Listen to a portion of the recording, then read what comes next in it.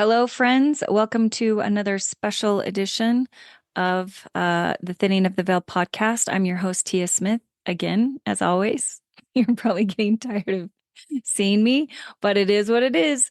So today I wanted to go into specifically how there are more opportunities on Family Search other than push the ordinances ready button and then the other ones that we learned last time, because I feel like when you know all of the opportunities available to you, and you're asking and you're receiving revelation, that this is just another way that you can access and or increase your opportunities to have them. So what I wanted to start with first is a cell phone way of finding names differently than I showed in the past. And it's an easy four-step process. Now, this process can be done only on your cell phone. It might be able to be done on your computer. I don't think so. I haven't seen it, but there's a caveat with that things are changing all the time with Family Search. So I may be completely lying to you and not knowing about it. But the second part that I'm going to show you is one that I prefer to do it on a computer versus a cell phone, but it can be done on both.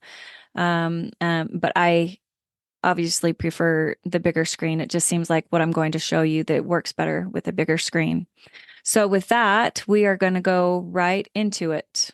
All right. A lot of people don't know that there are several different ways to find opportunities for temple work in Family Search. There's not just one way and one way only. They are really, really good at providing lots of different ways and different opportunities. And literally, again, it is just pushing a button. It's just knowing which button to push. So the first thing we're going to start out with is the cell phone. What you're going to want to do first is just locate the cell phone app on your phone and open it, and the homepage will appear. And then what you're looking for this time is trying to locate the task button that is on the bottom bar of your cell phone screen. And it just is a box with a check mark on it, and it says tasks. And then what you'll do is you'll just click that button, and the next screen will look, this is step number 2, like this, and it will pull up all your ancestors with tasks. Now, there are different colors and different icons on when you pull up tasks. And we'll go into those later, what those different ones mean and how they can help you. But we are specifically looking for green temples. I'm just going to remind you, if you didn't watch the last video, just in case, that there are 2 different green temple buttons. The one button doesn't have a mini circle in it, and that one, when you push, it will pull up ordinances that are available that you don't have well, you have a time frame, but it's, a couple of years, versus the circle with a smaller circle in it, and that one is 120 days. The difference being the one with the 2 circles, those ordinances have been found and sent to the temple by someone who is related to them as well. And what you're doing is pulling them away from the temple list. So that's why there's 120 days on there, because we don't want to pull them away from the temple if someone's already been found, has already found them, and then just not do them. So that's the reasoning behind the different looks of the ordinance's green temple button. Now, on this particular page, you're going to locate one of those names that has a green temple by it. And all you're going to do is click on that name, which takes you to the next screen, which is step number 3. And then you just choose which one of those you want to do. So you can, Viola Lee Hennison at the very top of the page has baptisms, confirmation, initiatories, endowments, and sailing to parents available. You can reserve all of the names when it comes up, or you can just click. If you want to just do one, you unclick the other ones and keep the one that you want clicked. So you're just looking for that check mark, and whatever you have check marked will move to the next screen, which looks like this.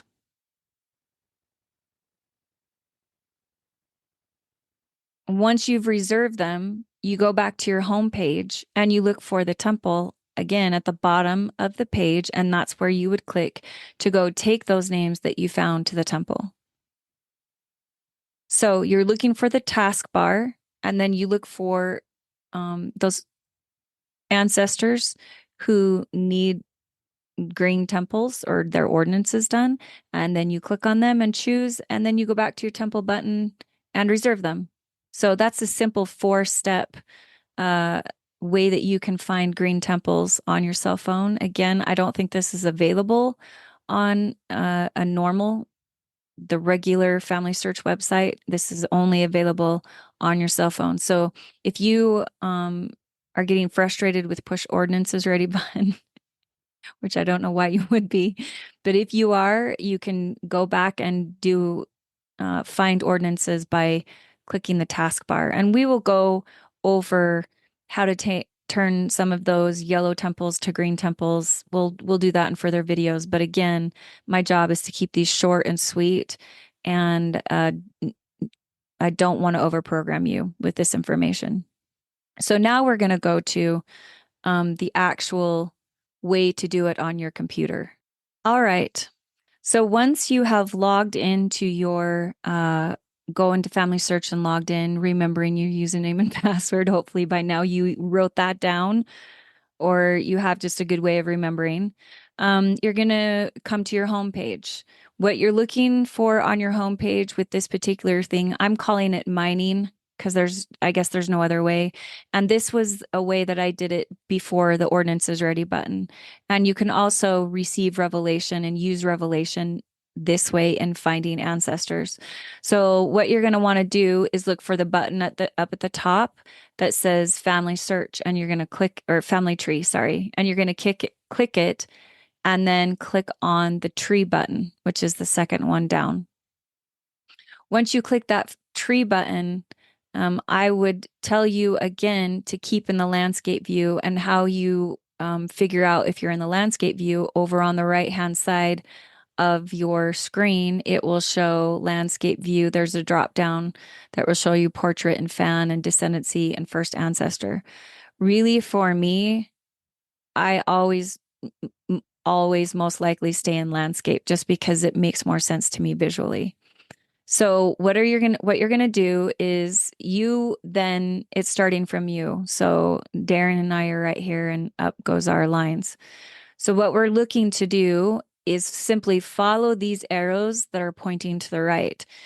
In the beginning, I would pray and I would get prompted to go down a certain line.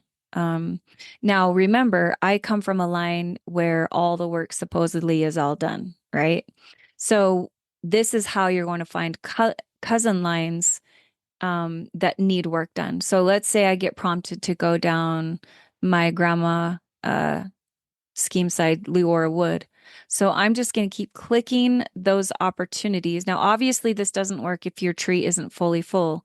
And if it's not, go visit your local and ward consultants and anyone that knows what they're doing. But, that's what the calling of the ward consultants are, and state consultants, is to help you fill out your tree and navigate the way that you want it to. So I'm thinking, okay, if I'm prompted to stay on this wood line, I'm going to keep following it. Um, Down on the bottom, I'm just clicking all these arrows. So I decide that I'm going to go down Joseph Hiram Sedgwick's line. Now, basically what I'm looking for, and this isn't a rule, this is just my opinion, and this is just the way I do it. I'm looking for um, the dates where it is in the late 1600s or early 1700s. It just seems to work out that way the best for me. So I'm going to stop here on John Humphrey because that's about the time frame. See, he's 1710. So what I'm going to do once I get to that date frame, I'm going to click on the name of John Humphrey. And then all of this information on the right-hand side will pop up. What I'm looking for in this particular case, in this mining scenario, is I'm looking for a tree. Now, what that's going to do is it's not only going to show the line that you came through which for me, it was Benjamin Franklin Winter and Hannah Humphrey. But then it shows all of the children. So that's how you access the cousin line. So you click the tree button, and now the focal point actually becomes John Humphrey. And now you're starting to go forward in time based on picking his tree. So what we're going to do now is we're going to start to mine. And generally for me, I start at the top because that's the easiest way for me to remember. So I'm going to Jonathan Blanchard and Betty Humphrey, and I'm going to click on the arrow that's now facing left, and it's going to expand the tree. And you see how much more opportunity now is available, and you can see a lot more that needs help versus just going down your line and only looking uh, on the line that you came through. So the top again is William Blanchard and Deborah Robbins. So I'm going to again click the arrow that's pointing left. All I'm doing is I'm looking for green temples. Now it seems like this line might be pretty well done, but I'm going to keep clicking just in case those arrows, and I'll show you. Okay, so now I've clicked down to Roswell Blanchard, and he was born in 1856. Now there's a green temple with um, a circle in it. That means there's temple availability. I click on it and it will show you what is available. Now, see, you can unclick any of those opportunities. If you only want to reserve the baptisms, unclick the initiatory and the endowment, and then you'll just click request and it will go in your temple on your temple list. So I'm going to keep going though, because there might be more opportunities down the line. So again, we come across another opportunity that we can click on. I'm going to take you to a point where you can kind of get to the end of the line so you can see what it looks like. So there are clearly a lot of green temples here. Now we're going to click on this May L. Blanchard, because I want to show you something.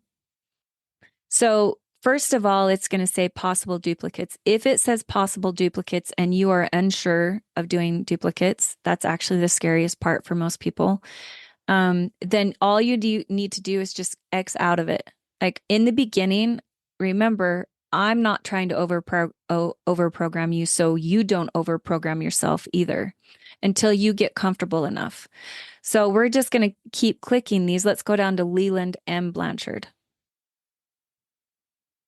That one is not registering as an opportunity. But this one is. And if you scroll down, there's a bar on the right-hand side that you may see one name, but there's probably more if the bar you're able to move down. So we're just going to move down this bar.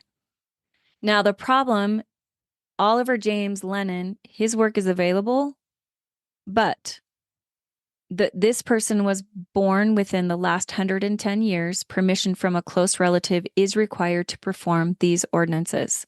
So unless you're a very close relative, which most of the time I'm not that, I can't do it if they're born within the 110-year time frame. So if you see that, no, you haven't done anything wrong. You've just come to the end of the line, unless you know them and you can ask for permission. Right? So when I get to the end of a line, then what I'm going to do is I'm going to go back and then go down to the next available one and push that button to the left. And you can see how there's more opportunities. Now, when I exhaust all of that, which is it is exhausted because there's no more arrows pointing, then I'm going to go up to the next one below the one that I've just mined and expand that tree. So I click on the arrow and click on the arrow again, and we see more opportunities. And then when I was done with this line, then I would go to the one below the one that I'm on. So what you're doing is you're mining forward. You're looking at all the possibilities, reserving what you want to reserve, and then going back to the next generation and then mining that one out as well. So that's how you do the cousin line. So I would just literally keep going until I was able to mine what I needed to mine. When I have gone and done all of the mining that I feel like I want to do, or I have exhausted the rest of the line, then I'm simply going to, after I've reserved everything, go back to my temple button, and that is up on the top, clear to the furthest right. Um, the furthest right on the furthest left. So if you look up to the left of your screen, it's the furthest button on the right. It says temple on it. You're going to click on that and click on my reservations. And then you're simply just going to choose what you want to go do that day. This in the beginning was the process of revelation that it took for me. And I would be prompted to go and go down a certain line. And sure enough, there is always work to be done there. That's the thing, brothers and sisters, that you need to know is that Family Search updates this website not only with new technology, but with names. So just because you think your tree is done, you can log on tomorrow and you're going to find more to do. Hopefully, this has been helpful for you and that you've learned another way of finding the opportunities that you have to go to the temple. Remember, the most important part about this, though, is praying that intercessory prayer with the desire that you're going to want to go do these ordinances in the temple and to have experiences with these people. And remember to just pay attention to those little nuances. And if you get prompted to go and mine, then go and mine. If you get prompted to push the ordinances ready button, then do that. There's just lots of ways that you can find the opportunities. No one should ever walk away again without an opportunity to take someone to the temple. And as you learn more about these people and as you're mining, you could come across holes that you feel like you need to fill. So in one of the next how-to videos that I'll do, will show you how to, when you come across someone that needs help, how you can actually help them in certain ways. This video is going to be one of many I've decided, these kinds of videos, so that you can reference them when you're struggling. And when you feel like you need to go revisit them, then go ahead and rewatch them again. Thank you again for joining me on this short how-to video. I hope that it's been helpful for you and provided more ways and more opportunities that you can help gather Israel. Until next time, my friends, I hope all is well. We'll see ya. Bye.